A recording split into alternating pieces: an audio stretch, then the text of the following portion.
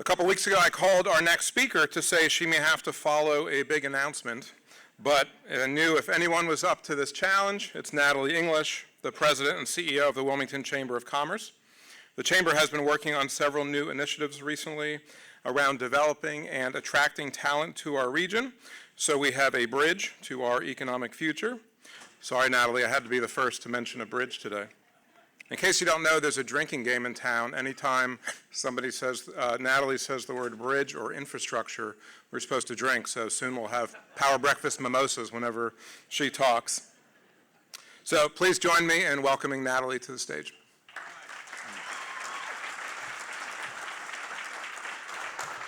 Thank you. Thank you very much. So I almost can't find words. And if anybody in the room knows me, knows that's really hard for me.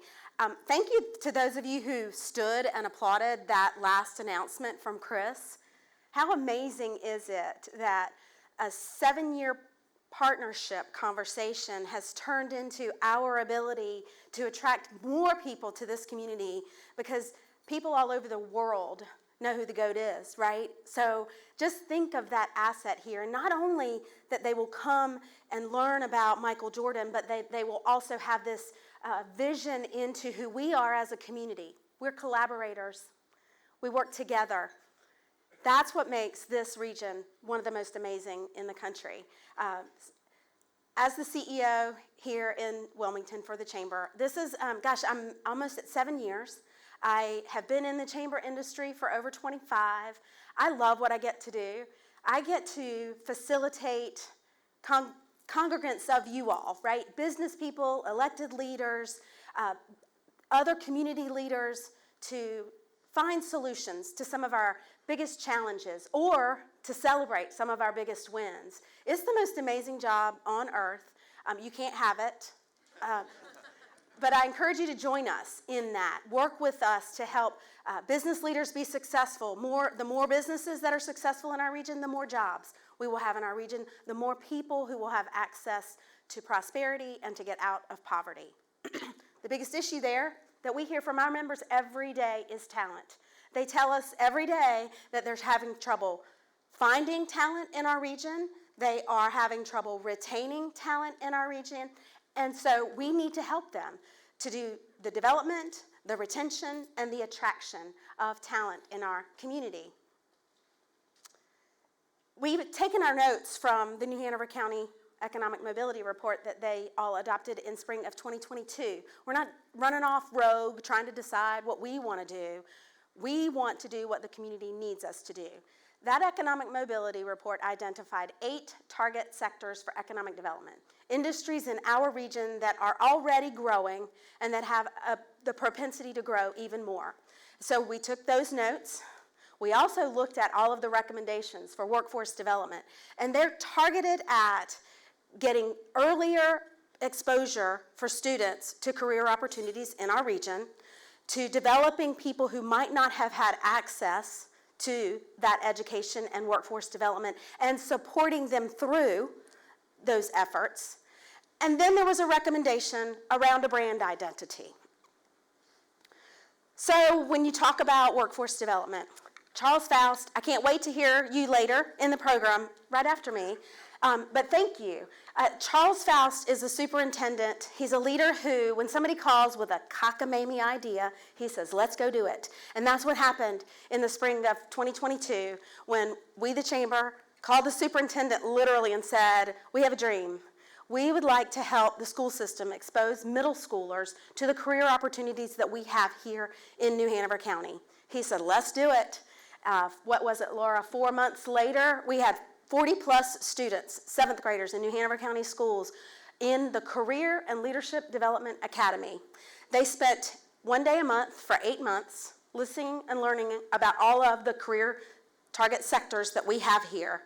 They spend part of the day learning about the jobs and the pathways to get there, and they spend part of the day learning those employability skills. Remember, we used to call them soft skills. I always called them power skills. If you don't have them, you can't be successful. It's critical thinking, public speaking, interpersonal communication. If you can't do those things, then you can't be successful. And our school systems have so many things they have to teach our students, they can't focus on those skills. So that's what we're doing with these kids.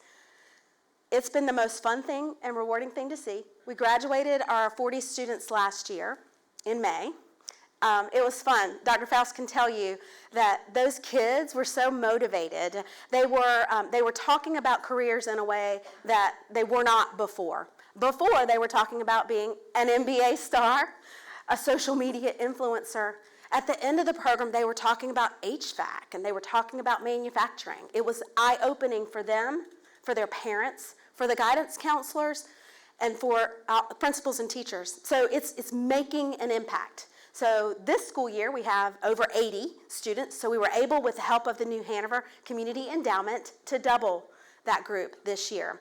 So we're working through that, the doubling of a cohort, which felt hard. And then big shout out to school board member Josie Barnhart, who went to Raleigh and started talking about this program with legislators who also understand that earlier exposure to career opportunities is critically important to student success. So she made the case, and we have Senator Michael Lee, co-chair of the Appropriations Committee in the Senate, in the North Carolina Senate, and Representative Charlie Miller, who was all in on this program. And so the chamber, in the state budget, was appropriated almost $2.9 million. What are we going to do with it? Thank you. Thank you, Josie. What are we going to do with it? We're going to take over 1,700 seventh graders next year through this program. But we can't do it without all of you. That program has taken tremendous collaboration from the school system, staff, career and technical education staff people, school board members, and business people. Business people who've volunteered to help us get the kids where they needed to be, but more importantly, business people who've talked about their careers, who've helped those students have an understanding, and who have hosted kids. So hosting 40 kids once a month, not that big a deal. Hosting 80 has been a little bit of a challenge, but I'm here to tell you that next school year, when we have to get 1,730 kids into business places around this county, we're going to need your help, and I beg you, this is your call to action. Come see us. Let us know if you're willing to partner with us. I'd also like to take a moment to again show it's not just the chamber paying attention to talent. It's not just the county saying it's critically important. It's not just you guys as employers saying it, but we've got collaboratives in this community of employers in particular industries working on their talent needs. The Cape Fear Manufacturing Partnership, which was created as an effort of the Cape Fear Workforce Development Continuum, Jim Flock, we've got Rumelka.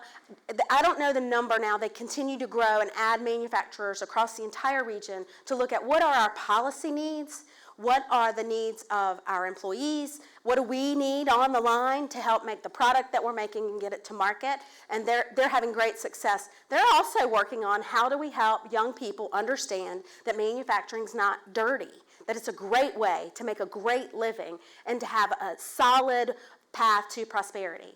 Secondly, through Cape Fear Collective, bringing together Live Oak Bank, Megacorp, and Vantica, other tech companies have joined them, and they've created a tech talent collaborative.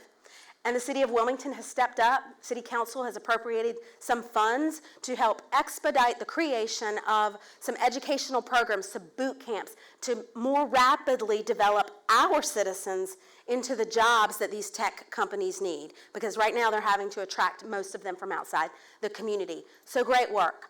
The chamber began over a year ago, thanks to Chancellor Villetti, President Morton, and our large healthcare employers. We've been working to identify ways to improve the nursing development in our community.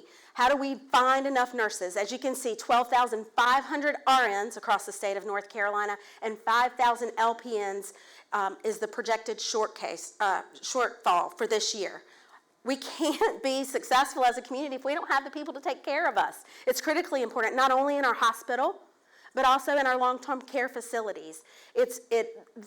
There's nobody on our front lines, potentially, that's more important to not only our health, but also our success. And so we've been talking for over a year, how do we do this? We've come up with some tremendous ideas, and the coolest thing about those ideas is they're in partnership. We're not talking about ideas at the university and ideas at the community college. We're talking about ideas that bring together a seamless way of working to produce nursing talent. And we're hopeful that we can provide you all with more information in the near future, so stay tuned on that. In the meantime, while we were all working on that down here in little old southeastern North Carolina, the North Carolina State Chamber and the North Carolina Area Health Education Centers at the state level said, oh, we got to do something about nursing. What are we going to do? We're going to create a partnership, and we're going to figure out how to produce more nurses. And so me, being a glutton for punishment, said, please pick southeastern North Carolina first. We're already down the road, and we want to do this work with you. So they did. So we hired Stephen Hill to come work with us at the chamber to lead. We've already connected with over 40 healthcare employers in southeastern North Carolina. Stephen hosted a meeting of over 20 of them in the chamber building last month. They're all committed to working with us to identify healthcare talent challenges in our region and to identify the ways we address them as rapidly as we can so that we don't get left behind when it comes to developing our talent. So we've talked about developing talent. We've talked a little bit about retaining talent. That's a big deal. We've got to make sure that the people we are developing stay here. They don't just come here to school and then decide to go back where they came from. We need to make sure that we are continuing to create Project Graces, Chris and commissioners, that will keep people here. Placemaking is a critical component of a community's success. But finally, it's about talent attraction also, because let me tell you, we could develop every single able-bodied workforce-age person in New Hanover County and in the region, and we wouldn't have enough to fill all of the jobs thanks to WBD and Brunswick Bid for the work that they are doing, the great work that they are doing in attracting jobs and investment here. We don't want them to stop, but we need to make sure that the companies they are attracting are able to find the talent that they need. And so we're going to have to bring in more. We have to. So growth is coming. Don't worry about that. We'll manage it.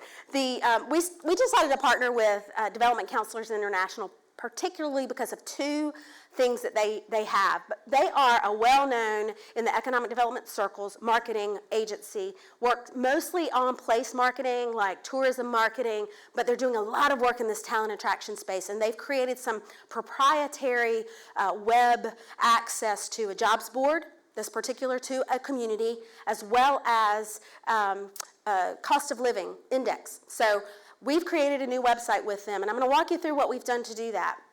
We created a task force for our branding initiative. All of these companies participated. They brought in their marketing folks, but more importantly, they brought in HR folks, because those HR folks are the ones who are out on the front lines trying to bring people into our region. So they were able to help us. This is why we can't get this person to do that. And remember, it's not just about the number of people that we have here to develop, but it's also some of the jobs that we have here. Our community college and university don't develop those types of jobs. For example, there are a lot of nuclear engineers getting hired at GE Vernova. We've not got to make sure that the ones they're trying to attract see why they should be here. So these companies have helped us to develop messages. We first went out and interviewed a lot of you through some focus groups with folks, and you can see these words. This is how we think of ourselves. Pretty cool, huh? I didn't disagree with a single thing. I love dynamic being in the middle of it. I love that we're family friendly. I also love that business is smack dab in the middle, because that's what I do, right? Then we interviewed 1,500 people outside the community. And you see a lot of great words, right? We're friendly, we have a good climate, we've got beaches. So what we learned is we have a great opportunity to further tell the story, right? Because that's not untrue. All of those things are true. What you don't see there is whether it's a great place to do business, to find a career. So we have a job to educate people in our community. Our brand task force came to agreement that this would be what Wilmington promises, a better work-life balance in a charming coastal city with a community of engaged businesses and neighbors, right? Partnership, collaboration. That's what we do here really well, and we invite people to be part of that collaboration. When we talk, this is our voice. We're welcoming, we're authentic, we're passionate, we're trustworthy, and we're relaxed. Not too buttoned up, right? We can come to a power breakfast without a tie on, right, Albert? So this is our site, nccareercoast.com. Welcome to North Carolina. Welcome to Wilmington, North Carolina. North Carolina's career coast, where work-life balance is a way more than a buzzword. Whether you're looking for your first start or a fresh one, Wilmington has the resources and community to allow you to really make some waves. These are some of the colors. This is kind of like, that's back office kind of stuff, but I thought you might want to see it.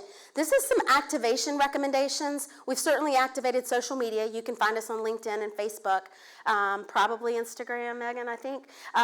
You will not see billboards. You see some examples of billboards. I don't need you to see billboards. We've already made the case to you. If you've moved here, you know this is a great place to live and work. We want to partner with employers who are going to other communities to attract their talent. Let us help you. Let us help those potential employees see what a great place this is through this asset, and then let's bring them home. Here it is. You can scan this QR code. You can check out nccareercoast.com. Please do check it out. I encourage you, check out the jobs board. If we need to do something extra, something different with regard to the jobs board, please let us know. And if there are things that you want to recommend to us, please let us know. Now, I didn't do all of this by myself.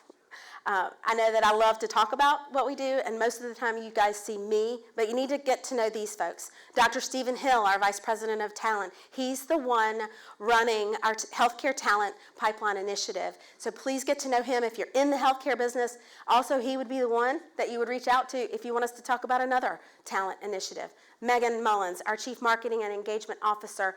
NC Career Coast is her. She has been running with it for over a year. She's done a phenomenal job.